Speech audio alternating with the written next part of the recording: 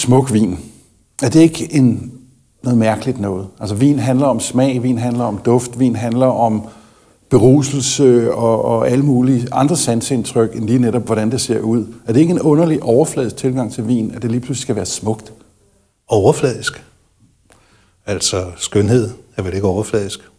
I hvert fald ikke, når det handler om vin, fordi at vin har jo et liv, og livet er smukt. Og der er nogle vine, hvor man kan mærke livet i, og så er der andre vine, hvor man ikke kan mærke livet i. Og det er for mig den største forskel på en smuk vin og en vin, der ikke er særlig smuk. Nu ved jeg godt, at så vil du have, at du vil forsøge at sælge mig en eller anden fortælling om den her skønhed, som at man kan mærke livet pulsere i årene på den her vin. Men er det ikke bare den der sædvanlige økologiske hippie-autenticitetsfetishisme med, at vinen den smager ikke ret godt, men til gengæld så er den brygget af en eller anden etbenet andalusisk bonde, og så er det den historie, vi skal sidde og have ind i hovedet, mens vi drikker det sædvanlige sure sjask?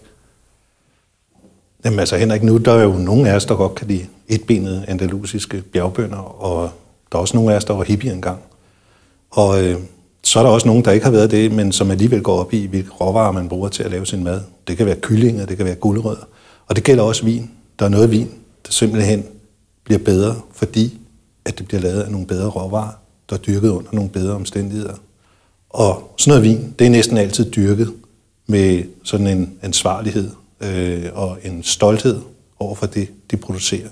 Det behøver ikke være biodynamisk, det behøver ikke være naturvin, men smuk vin, det er det handler om.